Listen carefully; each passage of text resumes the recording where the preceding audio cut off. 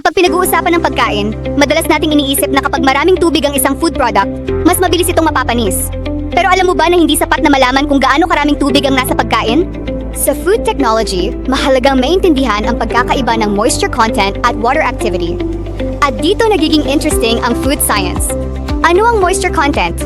Ang moisture content ay tumutukoy sa kabuuang dami ng tubig na nasa isang pagkain. Halimbawa, maaaring may isang food product na mataas ang moisture content dahil marami itong tubig.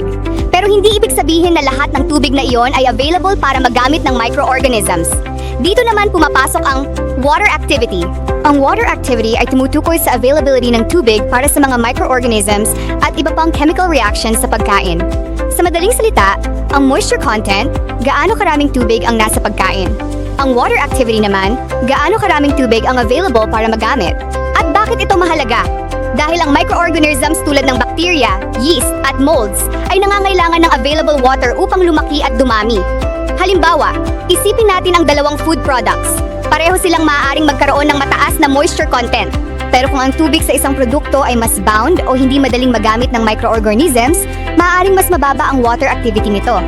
Samantala, kung mas maraming tubig ang available, mas magiging favorable ang kondisyon para sa microbial growth.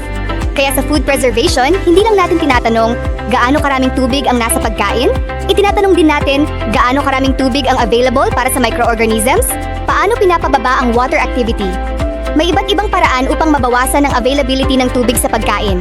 Una, drying o dehydration. Binabawasan ng tubig sa pagkain upang hindi maging favorable ang kondisyon para sa microbial growth. Halimbawa, dried fruits, dried fish, powdered food products. Pangalawa, paglalagay ng asin. Ang asin ay maaaring makatulong na bawasan ang availability ng tubig. Pangatlo, paglalagay ng asukal. Ginagamit din ang mataas na concentration ng sugar sa ilang preserved foods upang mabawasan ang available water. Halimbawa, jams, jellies, candied products.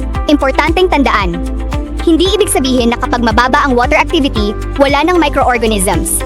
Ang ibig sabihin ay mas limitado ang kakayahan ng maraming microorganisms na lumaki at dumami. At hindi rin ibig sabihin na kapag mataas ang moisture content, siguradong mabilis masisira ang pagkain. Kailangan nating tingnan ang water activity at iba pang factors gaya ng temperature, acidity, oxygen, at time. Tandaan ito, moisture content, total water. Water activity, available water. At kung food technology student ka, magandang tandaan ang konseptong ito dahil mahalaga ito sa food preservation, microbial growth, shelf life, food stability, food processing. Simple food technology reminder.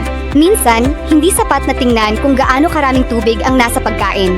Mas mahalaga ring malaman kung gaano karami sa tubig na iyon ang available para sa microorganisms at chemical reactions. Iyan ang isa sa mga dahilan kung bakit mahalaga ang water activity sa food technology. Kung gusto mong matuto pa ng madaling maintindihang food technology concepts, follow lang dahil isa-isa nating pag-aaralan ang mga topics na mahalaga para sa future food technologists.